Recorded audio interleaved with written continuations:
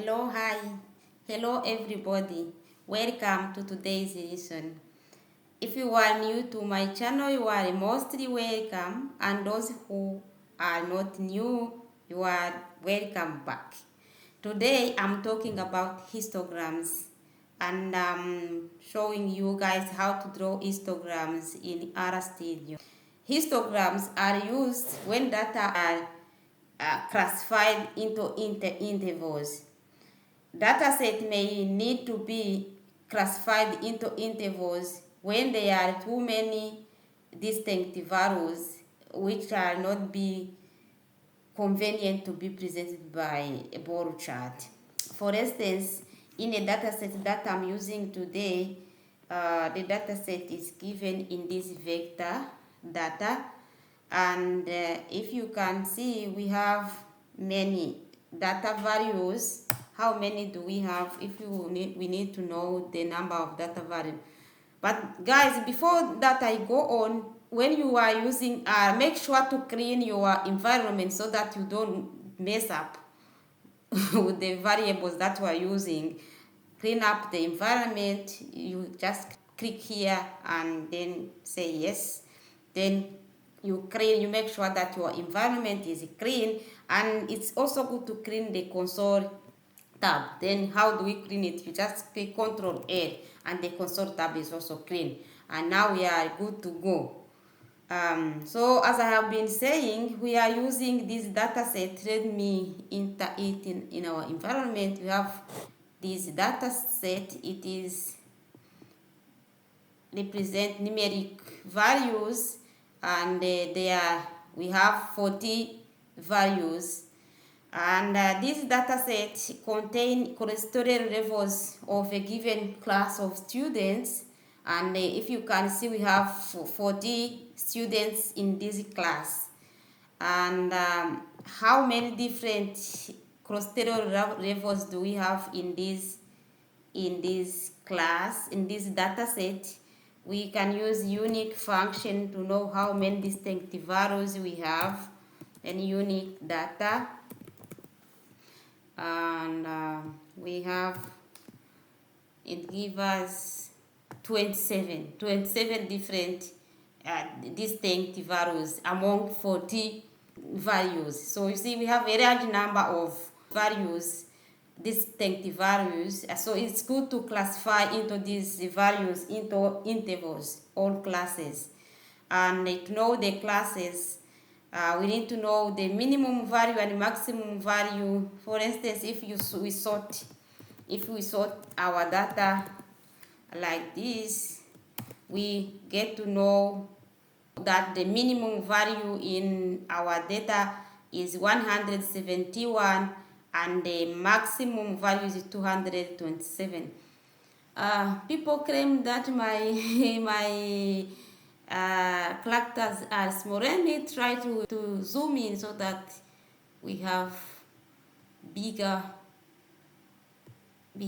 entries, so that then you can see it well. Yeah, so I think now these characters are big to see. People will not claim again that they are not seeing my characters. So as I've been saying, the minimum value is 171 and the maximum value is 227. So it is convenient to make classes, let's say starting from 170 to 230. And yes, let's create another chunk, and in this chunk let's create a vector of classes that we need to make all intervals. Let me call it B, and this B, it is a vector of classes that we need. We may, for example, need classes of length 10, let's say from the first class being from 170 to 180, and the second class being from 180 to 190, and the third class being from 190 to 200, and the next one being from 200 to 210, the next one being from 210 to 220, and the last class being from 220 to 230. Yeah, so we need to know how many data falls between 170 and 120, and how many falls between 180 and 190, and so on. So we can do it.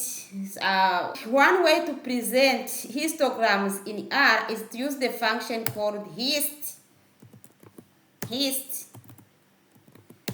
And this function, if you want to know more about this function, you can just search for help in R. How do we search for help for a given function? You just type a question mark followed by the thing that you want to know, then question mark hist. If you click enter like this, and if you go to, let's make this one bigger like this, you go to help here, you will find the output which comes here.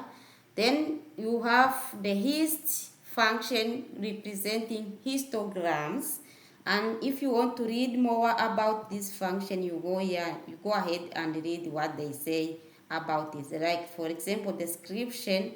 The description says that the generic function hist computes a histogram of given data values.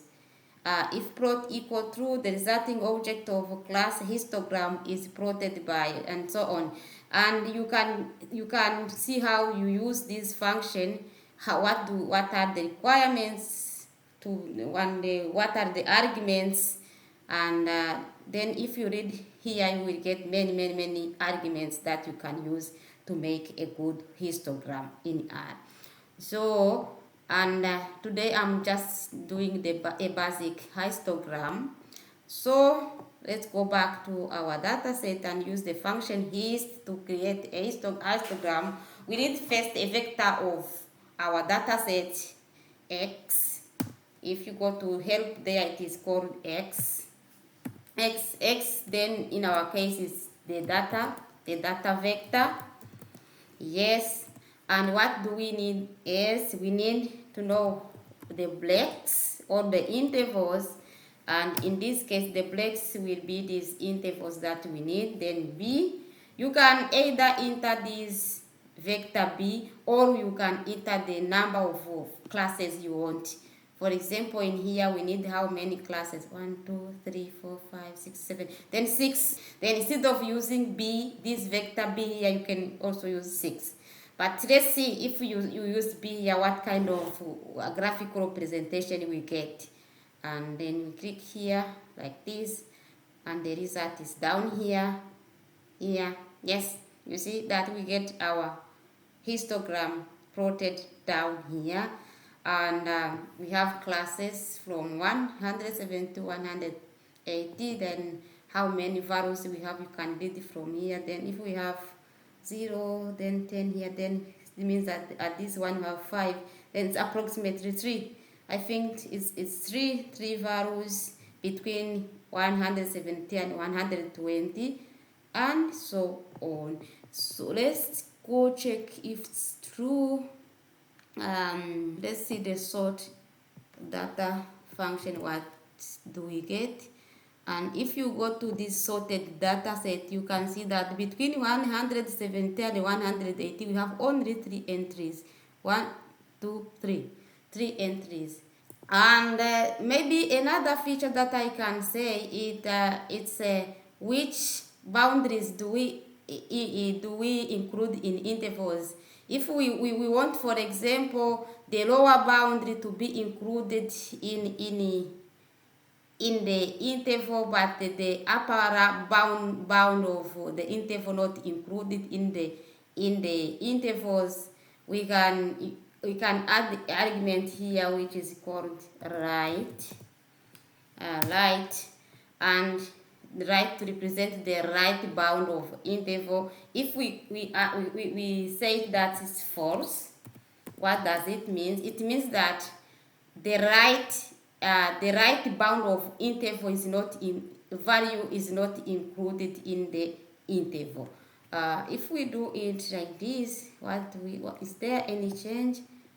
Yeah, you see, it changes.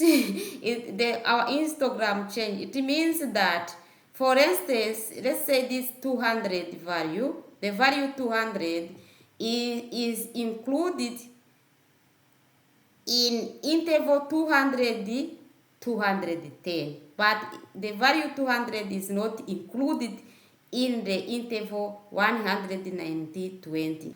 So guys, that's how we can create a histogram, just a simple histogram in R.